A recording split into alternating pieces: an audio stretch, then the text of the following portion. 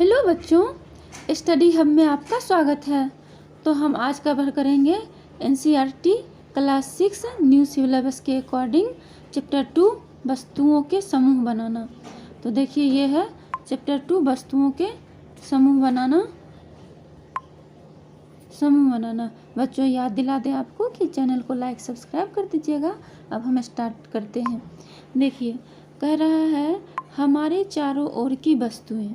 हमारे चारों ओर की वस्तुएं क्या क्या हैं, तो इसको हम देखते हैं। हमने देखा है कि हमारे भोजन तथा वस्त्रों में बहुत अधिक विविधता है। हम जो भोजन खाते हैं या जो वस्त्र पहनते हैं उसमें बहुत ज़्यादा क्या विविधता है। हर स्थान पर इसी प्रकार की विविधता वाली अनेक वस्तुएं होती है और हर स्थान पर इसी प्रकार की विविधता वाली अनेक वस्तुएं होती है।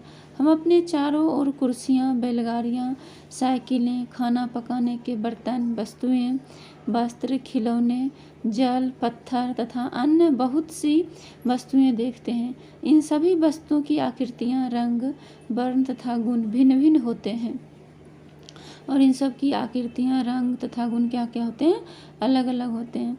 अपने चारों ओर देखिए तथा गोल आकृति की वस्तु पहचानिए। कह रहा है कि अपने चारों ओर देखिए तथा जो गोल आकृति है उसको पहचानिए। हमारी इस सूची में विभिन्न प्रकार के, यहाँ पे देखिए आगे है, हमारी इस सूची में विभिन्न प्रकार की गेंद जैसे रबर की गेंद, फुटबॉल तथा कंचे सम्मिलित होते हैं। हमारे चारों ओर देखिए गोल आकृति की वस्तु पहचानिए। और गोल आकृति की क्या क्या है, गेंद है, जैसे रबर की गेंद है, फुटबॉल है, कंचे सम्मिलित होते हैं। यदि हम अपने सूची में लगभग गोल वस्तुओं को भी सम्मिलित कर लें तो इसमें सेब, संतरे, घड़े जैसी वस्तुओं को भी रखा जा सकता है। अगर हम अपनी सूची में गोल वस्तुओं को सम्मिलित कर लें तो इसमें सेब, संतरे, घड़े जैसे वस्तुओं को भी क्या किया जा सकता है, रखा जा सकता है। नेक्स्ट है यहाँ पे मान लीजिए हम प्लास्टिक की बनी वस्तुओं का एक समूह बनाना चाहते हैं।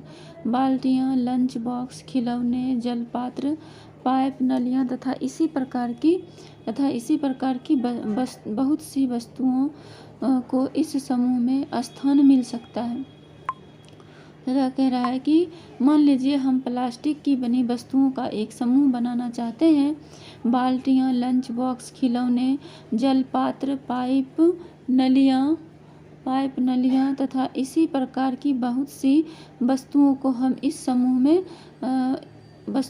इस समूह में स्थान मिल सकता है। अतः वस्तुओं के समूह बनाने के बहुत से ढंग हैं।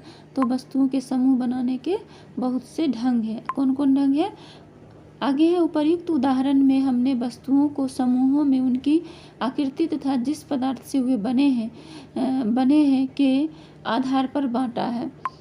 हमारे चारों ओर, यहाँ पे देखिए आगे है, थोड़ा इसको बड़ा कर देते हैं। आगे यहाँ पे देखिए है कि हमारे चारों ओर की वस्तुएं एक अथवा एक से अधिक पदार्थों से बनी होती है। हमारे चारों ओर की वस्तुएं जो हैं एक अथवा एक से अधिक पदार्थ की बनी होती है। ये पदार्थ कांच, धातुएं, प्लास्टिक, लकड़ी, रुई, कागज, पंख तथा मृदा हो सकते हैं। क्या आप पदार्थों के और अधिक उदाहरणों के विषय में विचार कर सकते हैं? जरूर कर सकते हैं। देखिए क्रियाकलाप 1 दिया है, करा आइए हम अपने चारों ओर से जितनी संभव हो सके उतनी वस्तुएं एकत्र करते हैं। हम में से प्रत्येक अपने घर से प्रतिदिन उपयोग होने वाली एक वस्तु ला सकता है। कह रहा है आइए हम अपने चारों ओर जितनी संभव हो सके उतनी वस्तु एकत्र करते हैं। हम में से प्रत्येक अपने घर से प्रतिदिन उपयोग होने वाली एक वस्तु ला सकता है और तथा कुछ वस्तुएं कक्षा के कमरे अथवा विद्यालय के बाहर से एकत्र कर सकता है तथा कुछ वस्तुएं कक्षा के बाहर से तथा विद्यालय के बाहर से एकत्र कर सकता है। हमारे इस संग्रह में हमारे पास क्या होगा, चाक, पेंसिल, नोटबुक, रबर, डस्टर, झारन, हथौड़ा, कील, साबुन, पहिए का आरा, बैट और क्या क्या है देखिए बैट, बल्ला, माचिस की डिब्बी, नमक एवं आलू। हम वस्तुओं की एक ऐसी सूची भी बना सकते हैं जिनके बारे में हम केवल सोच ही सकते हैं, कक्षा के कमरे में ला नहीं सकते। हाँ, जरूर ऐसी बात है। उदाहरण के लिए दीवार, वृक्ष, दरवाजे, ट्रैक्टर और सड़कें, ये सब कक्षा के अंदर हम ला नहीं सकते, बट हम सोच सकते हैं। नेक्स्ट देखिए है यहाँ पे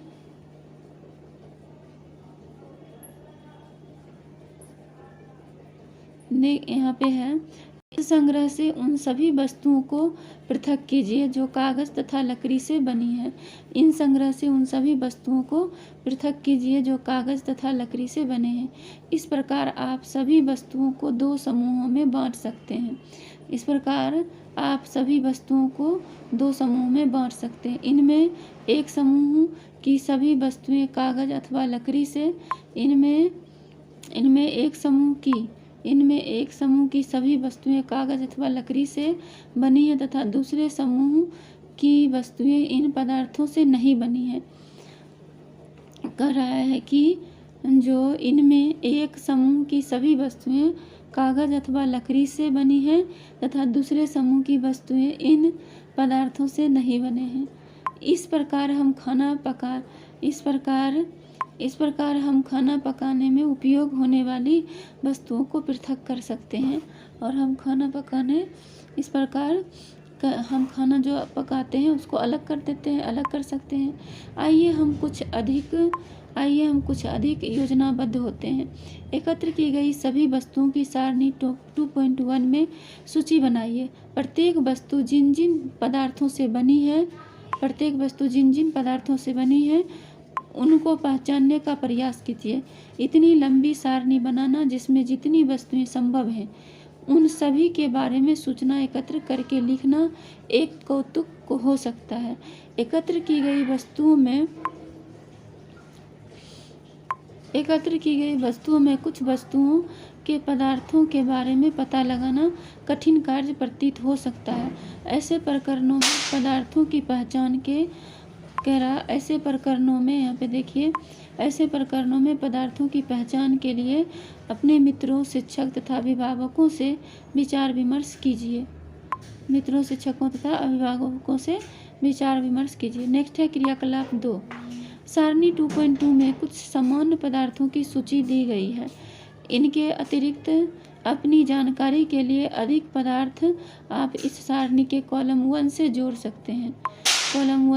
सकते हैं।